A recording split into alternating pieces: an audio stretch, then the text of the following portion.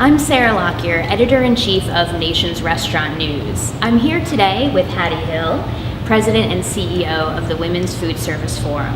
Thanks so much for joining us. I'm looking forward to our conversation today. Thank you. Great to be here. Hattie, the Women's Foodservice Forum is celebrating its 25th anniversary.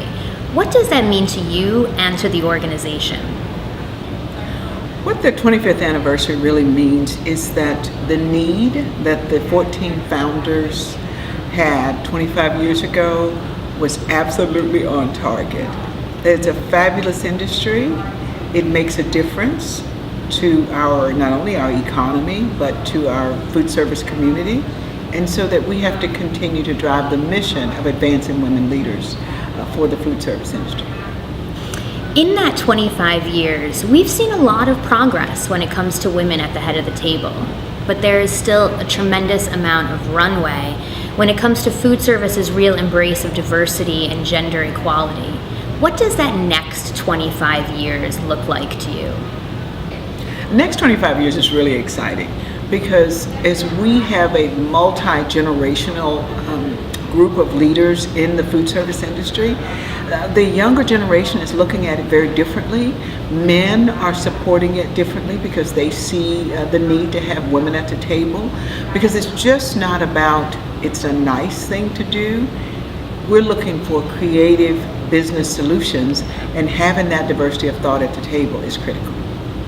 And speaking of those business solutions, what should businesses understand about building diverse teams? What are some of the benefits? When you're looking to build diversity, it's what's your core business. You know, women impact 80 to 90% of all food purchases in the country. So I want those ideas at the table. That's core business. When I look for talent, what's the talent that I need to help my business work every day? Women represent a part of that talent. So it's really coming together and saying, this is truly what we need to bring in talent, to bring in diverse talent, and to make sure they have the competencies they need to be successful. And that's really what WFF is all about, those leadership development competencies. And Hattie, the role of President and CEO is relatively new for you, even though you've been with the WFF for quite some time. What are some of your personal goals as you look at the year ahead? My personal goals is to really look back and honor the past, because we have been around for 25 years, and then to set the course for the future, to say, here's who we're going to be in the next 25 years. How do we truly advance women leaders? How do we move those numbers to, there's 60% of women coming into the workplace, but yet only 15% in direct or above positions. So we have to move the ball downfield.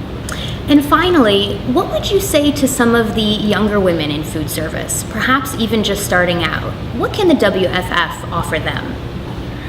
We can't move fast enough for these young women. I get up every day running because they're close behind. They need to know that we're here to support them.